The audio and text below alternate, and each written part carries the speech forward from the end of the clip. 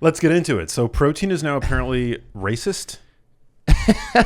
Is that what the article? It's that MAGA is pushing the idea of protein. Apparently, one of the 3 macronutrients. Wow. Let's read the headline. Why are Americans so obsessed with protein? Blame MAGA. Peter Cohen, an internist at Cambridge Health Alliance and associated professor at Harvard Medical School, who leads the center's supplement research program, says everyone's letting their testosterone out these days. One thing he's noticed is more men than women arrive at his office interested in protein. Oh, well, could there be anything worse than being interested in protein? Right. Or showing up to a doctor and going, hey, can you tell me a little bit about protein? What the hell's the problem with that? Yeah. Crazy. I know. There's only 3 macronutrients. Right. And you're allowed to be obsessed with all 3 or just one of them. And it's like, of all 3, it's like, and protein, the word comes from the ancient Greek proteus, which is like of utmost importance. Exactly. It's like, it's important. Maybe. Ask your doctor about it. Yeah. Ask your doctor.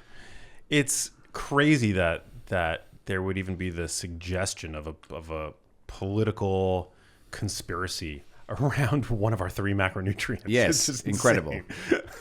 God forbid we take an interest in what we actually eat. Exactly. Exactly. And then I love this part of the article. An obsession with protein affords a masculine-coded cover on the feminine-coded world of body image and dieting, and a subject over which men can bond as bros.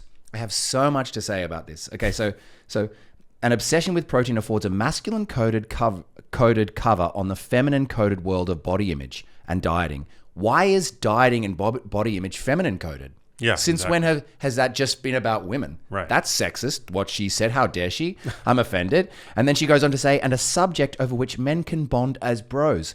Oh, God forbid we bond over something. Right. And it's like, oh, please don't bond over protein. How dare you? It's like, oh, God, yeah, it's so toxic of us. Like, God, what can men fucking bond over? Well, exactly. And also boys in particular are in the midst of a mental health crisis. I mean, all people, all Americans are these days, but boys in general, like, we've done a number of podcast episodes in particular about the mental health needs of boys that are just being completely unfurnished by social media and by the demonization of masculinity and men, humans in general, but I would guess men in particular have always bonded around cooking protein over an open flame. Right? Like for thousands upon thousands of years. Yeah. People sitting around cooking meat. Exactly. Men are hunters. Yeah. And cooking meat is likely responsible, or at least played a role in the growth of the development of the evolution of our brains.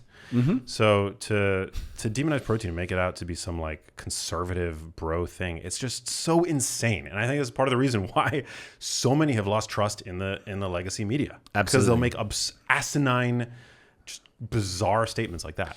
I mean, this is what, coming from, we live in LA. I'm very much entrenched in Hollywood as an actor. Leftists, like, Hollywood is a left town. It's a left industry. Leftists love health and wellness. They want to look as good as they possibly can. Every snatched waist and muscular butt that you see on TV is probably held by a leftist who loves health. Why are we making out to be like health to be some obsession on the right? It's bullcrap. Mm-hmm. And leftists know it. Mm-hmm. Look at Hollywood. Mm-hmm. All those buff guys on the Avengers, they're all leftists.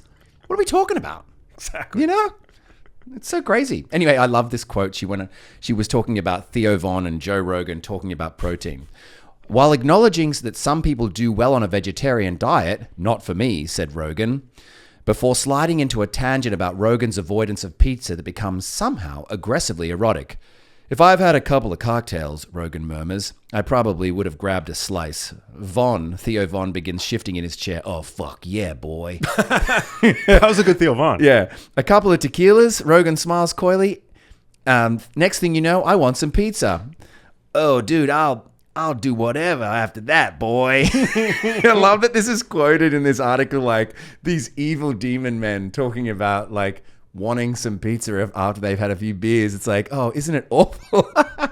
It's so pathetic. And also, I love that they use that quote to talk about how men are obsessed with protein. It's like, oh, they're talking about how they want to eat pizza. Yeah, I think there should be a mandatory testosterone check before you get the green light to write an article like this, because the author just strikes me as, like, what's going on there? Right. But let's talk about why it's actually not conservative at all, and why it's actually quite beneficial from a health standpoint to prioritize protein. Like, why is everybody talking about protein now? Yeah, I think it's well kind of the four horsemen of longevity, one of which would be muscle mass and strength. And protein helps your body and your muscles recover. Not just that. So amino acids go into your hair, skin, and nails. And then if you're doing physical exercise, which breaks down muscle, protein builds it back up. So to repair and build lean muscle mass, which is one of the four horsemen of longevity, you want to be eating enough protein. And the recommended daily allowance is essentially like the minimum amount that you can have without dying is like 0.8 grams a pound or something like that. Or maybe it's 0.39. It's a very, very small amount. And we know that isn't sufficient, especially if you're a person who exercises. And to look for basically around a gram per pound of body weight, it's pretty good. It's pretty good and pretty doable. But there's you can do less than that probably too and be completely fine. But I think, protein is like the word says, of utmost importance. It is, yeah.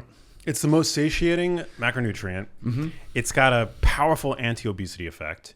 It supports your muscle mass, as you said. It tends to ride alongside other very valuable micronutrients. There was actually a study, I've criticized in the past, and I think it's right to criticize protein washing, which is now occurring like among ultra-processed foods. Mm-hmm. Ultra-processed foods now, like you go through the aisles of your supermarket and everything's like high protein this, high protein that, and you look on the back and it's like, actually this has 8 grams of protein and 400 calories. Maybe it's higher protein than like a tortilla chip, but yes. But there was a study, actually, this was just published in March of this year in the journal Nature Metabolism. The title of the study is Short-Term Effects of High Protein, Lower Carbohydrate, Ultra-Processed Foods on Human Energy Balance. And what this study found was that higher protein, ultra-processed foods, as would be predicted by the higher protein, knowing that protein is the most satiating macronutrient, ultra-processed foods that are higher in protein are more satiating than low-protein ultra-processed foods. There you go. So you'll still, because they're ultra-processed, they tend to be hyper-palatable. You'll still eat yourself into a calorie surplus if all you're doing is eating ultra-processed foods. But the calorie surplus seems to be smaller when the ultra-processed foods have more protein in them. Yeah, interesting. And also, it's because ultra-processed foods, I wouldn't usually think have any protein. And I mean, by nature, ultra-processed foods, I think, are things that are high in sodium, fat, and carbohydrates. Very rarely have they got any protein in them at all. Right. But these ultra processed food groups, companies are obviously pushing protein into it, which means that people are going to be eating less of them. It's interesting, like how food companies are also trying to get around the effects of Ozempic. They're like, okay, so people don't want to eat our ultra processed crap anymore. How are we going to hijack that somehow and continue to make money? And they're worried about it. Yeah. Yeah. Oh, yeah. They're shaking their boots. Yeah. But that to me is like, it's so crazy that, because you know that there are people that are going to read that article. Like, we read it ironically to like try to understand, and we will get a chuckle out of it, right? I'm like, what the hell are they talking? But there are absolutely people who are reading that article. And now, because protein has become, according to the article, this like MAGA buzz term, right? Yeah. They'll disregard everything they hear about the benefits and the value of protein. True. Right? And maybe as a point, as like as a form of political dissidence, we'll like start avoiding protein.